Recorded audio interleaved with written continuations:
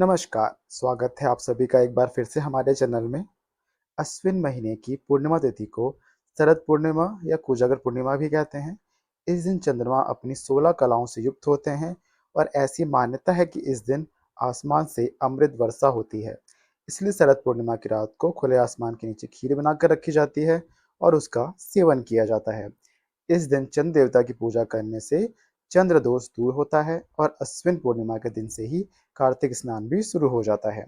कार्तिक मास की शुरुआत हो जाती है और पूर्णिमा तिथि 2 दिन है। ऐसे में पूर्णिमा का व्रत किस दिन रखना है, स्नान दान किस दिन करना है, कार्तिक स्नान कब से प्रारंभ होगा, आइए ये सब जानते हैं।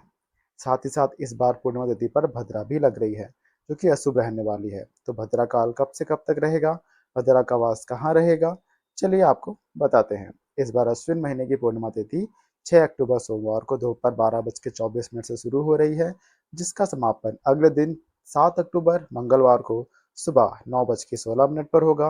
पूर्णिमा तिथि 2 दिन रहने वाली है। ऐसे में पहले दिन पूर्णिमा तिथि के समय चंद्र देवता की पूजा का शुभ मुहूर्त भी प्राप्त होगा, क्योंकि रात के समय पूर्णिमा तिथि भी विद्यमान होगी और चंद्र देवता की पूजा भी की जा सकेगी। इसलिए पूर्णिमा का व्रत तो इस बार 6 अक्टूबर सोमवार को ही रहेगा, लेकिन पूर्णिमा का स्नान 7 अक्टूबर मंगलवार के दिन किया जाएगा और कार्तिक स्नान भी सुबह 7 अक्टूबर को ही किया जाएगा।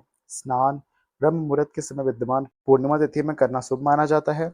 हालांकि पूर्णिमा का दान आप दोनों ही दिन कर सकते हैं। 6 अक्टूबर सोमवार को सूर्योदय होगा सुबह 6:24 पर और सूर्यास्त होगा शाम 6:05 पर।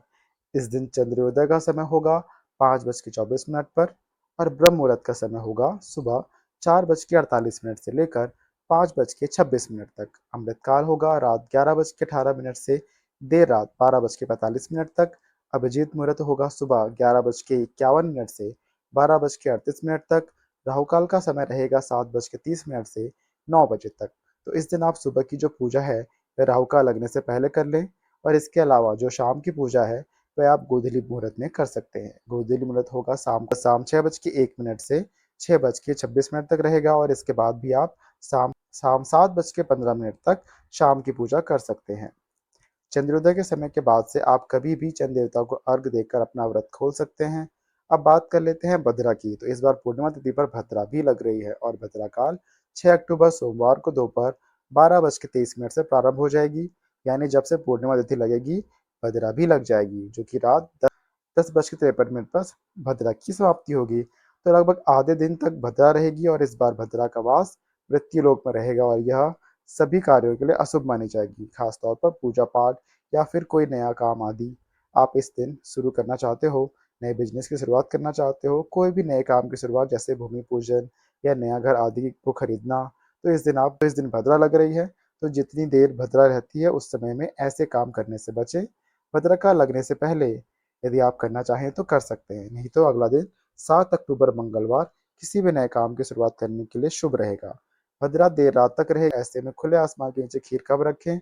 देखिए, जब भद्रा समाप्त हो जाए तब उसके बाद से अगले 2-3 घंटे तक आप आसमान के नीचे खीर रख सकते हैं और उसकी समाप्ति के बाद अगले दिन सुबह स्नान करके इस खीर को प्रसाद के रूप में ग्रहण कर सकते हैं।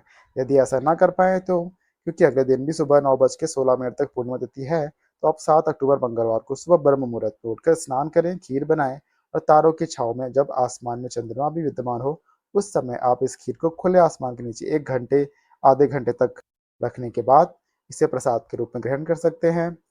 7 अक्टूबर मंगलवार को सूर्योदय होगा सुबह 6:24 पर और सूर्यास्त होगा शाम 6:04 पर। इस दिन चंद्र उदय का समय होगा शाम 6:12 पर। ब्रह्म मुहूर्त का समय रहेगा जो कि स्नान के लिए उत्तम होगा सुबह 4:48 से लेकर 5:36 तक और इस दिन राहु काल दोपहर 3 बजे से लेकर शाम को 4:30 तक रहेगा। ध्यान रखिए, पूर्णिमा तिथि 7 अक्टूबर को सुबह 9:16 तक ही रहेगी। तो पूर्णिमा का जो भी स्नान दान करना है वह इस समय में आप कर लीजिए। इस दिन अभिजीत मुहूर्त रहेगा सुबह 11:51 से 12:38 तक। श्री सत्यनारायण भगवान की पूजा आप इस बार 6 अक्टूबर को ही करें। दोस्तों, ये थी आज की वीडियो। आपको यह वीडियो कैसी लगी हमें कमेंट से जरूर बताएं। वीडियो को लाइक करें और ऐसी ही कथा कहानी और जानकारी के लिए हमारे चैनल को सब्सक्राइब करें। धन्यवाद।